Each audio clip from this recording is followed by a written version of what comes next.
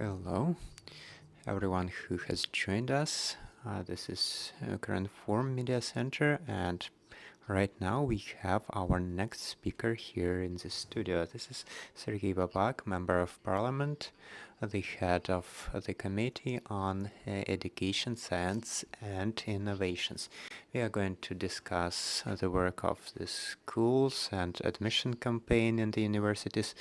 Let us begin with the schools. What is the algorithm for this year's graduates to get their documents? Well, all children will get their certificates on the complete secondary education. Even if they have left for a different country and they don't have any contact with their school, they can connect to the schools providing remote services, and that school will request a certificate for them. There should be no problems with that, and the certificates will be delivered to their country of current residence. And what about the exams? We know that the general independent assessment is off this year, so what is the procedure? After the first weeks of the war, we understood that this year we would not have the external assessment the way it was envisioned by the law. But because of the needs of the admission campaign, we have simplified procedure of external assessment. This is a united national multidiscipline test. It will include Ukrainian language, mathematics, and Ukrainian history. So the two first ones were mandatory, and the third one was selected because of the current situation, because of the war. So this will be multiple choice test, and it will be possible to split it into sessions, into 3 sessions, and there will be 28 days available for those tests to be passed.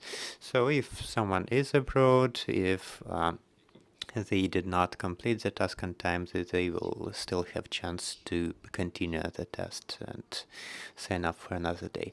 So if our children do not have opportunity to physically get the certificate, will there be any online version of it?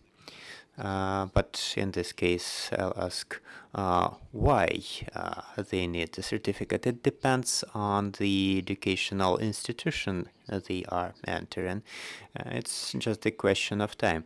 So we were thinking to introduce certificates in the DIA application, but there are issues with the registers. There need to be some changes introduced to the legislation, so we do not have time for that. But since next year, I think we will have those e-documents certifying education. And what about the children who are in the temporarily occupied territories? How can they complete this current educational year? Well, we enabled the founders of schools, the military administrations, local administrations to define the time of the study year, and in some regions this year is already complete, specifically in the territories under temporary occupation. And for those regions, that's the most problematic situation in terms of passing the multidisciplinary test, because to pass the test, one has to be present at the government-controlled territory. Otherwise, we cannot verify the child.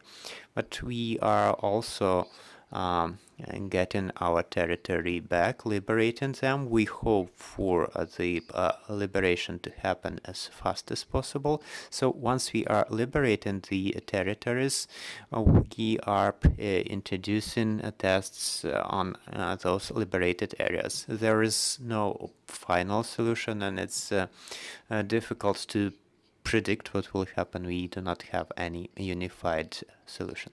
So we understand that many children have temporarily left the territory of Ukraine, and we understand that some of them already started studying at schools abroad. Some of them continue to study in Ukrainian schools. Yes, according to UN, 8 million people left.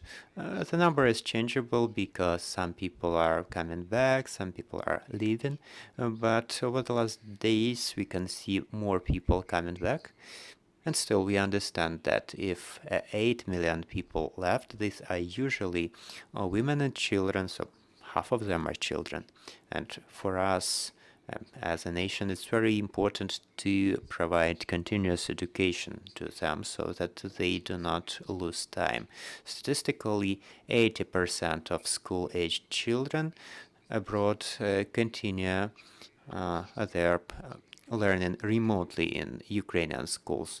In some cases, of course, these connections were lost, but any Ukrainian school providing services online, such as Optima or the International Ukrainian School run by the government, they are available online. And also some part of the children are attending schools at their current country of location. There's nothing bad about that. We work closely with countries in Europe, and wherever Ukrainian schools were not available, actually they are not numerous, we requested the countries to establish Ukrainian classes in their schools. And many countries actually provided us classrooms, provided the infrastructure wherever there are big numbers of Ukrainian children. So our educators, our teachers who have left the country are providing this education to Ukrainian children according to the Ukrainian curricula. So the majority of children are covered this way. They are not losing their right to education, but still there is a lot of work to do. And for the children who are abroad, will they have a chance to pass the test there? Yes, we are working for every EU country with sufficiently big numbers of Ukrainians residing there to be available, to have locations for passing the tests. We are working with local universities and other educational institutions. We need classrooms with computers for children to be able to come there and to pass the exam. It will be available in every country. What about the admissions campaign? It will be different from the previous ones. We cannot model the final shape of how it will look like and which universities will be in the highest demand. We assume that in Western Ukraine, the numbers of popular universities will be higher. In Eastern and part of Ukraine, unfortunately, less so.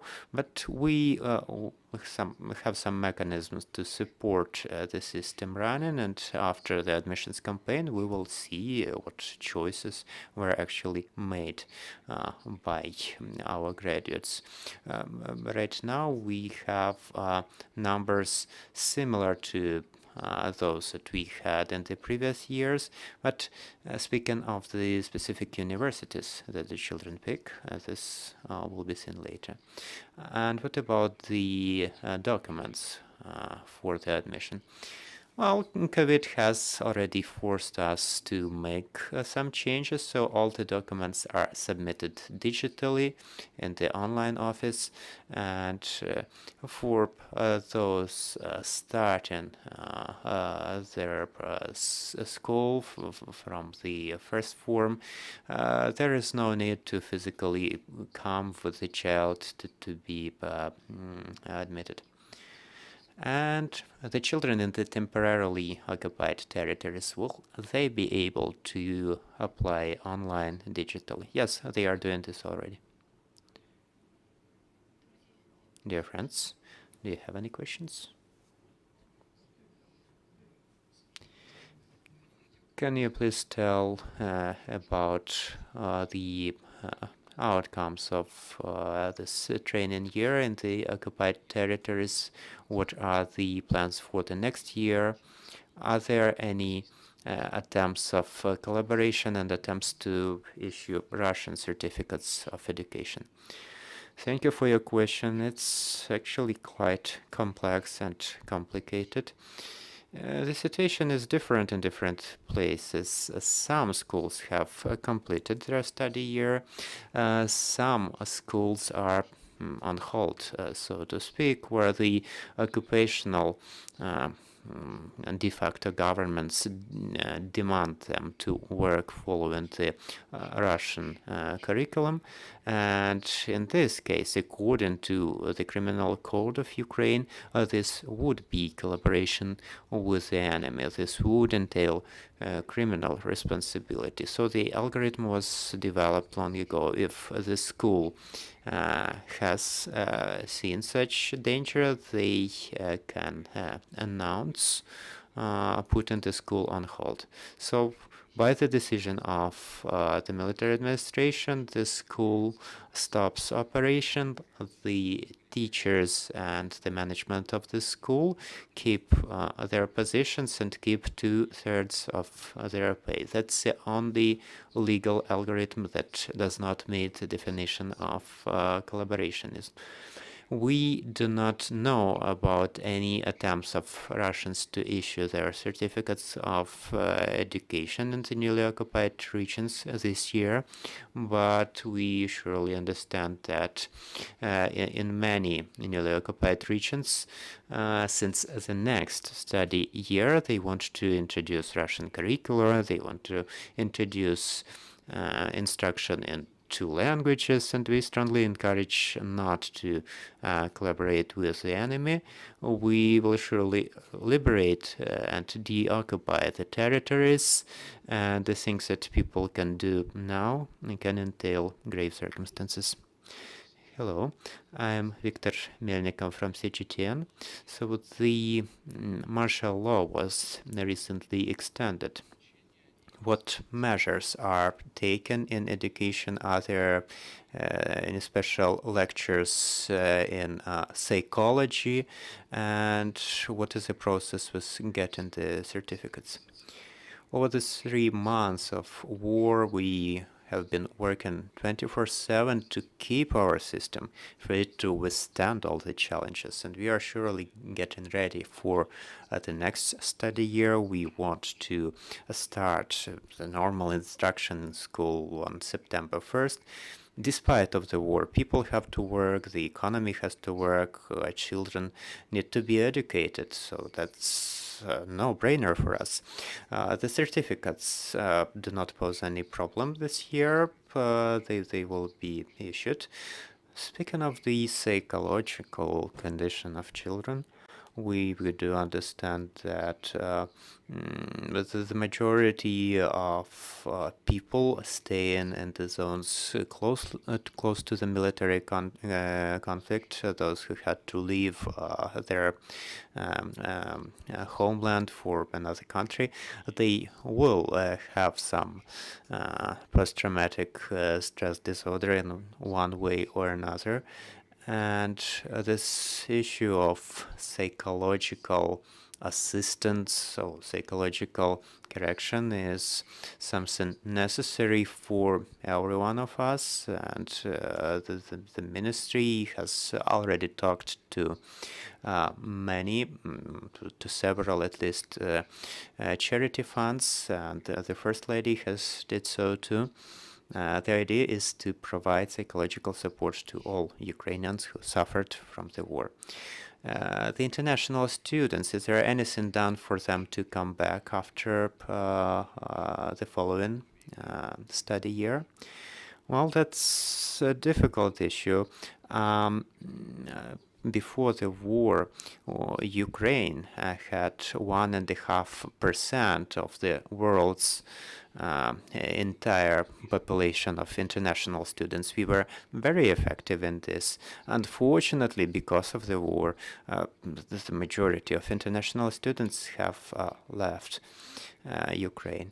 Part of them are actually staying in Western Ukraine, and big universities with big numbers of international students right now have other physical offices in Western Ukraine in order to continue offline training for those students in Western Ukraine. Of course, we have lost a large share of them, but for them to come back, we need to stop this war, we need to rebuild the things that were destroyed, and I believe that we will be inviting international students with enthusiasm even higher than before.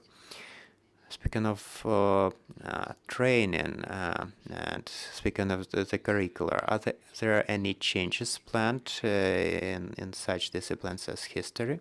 Yes, we keep working on that. It's an ongoing process. We have institutes working to update the curricula.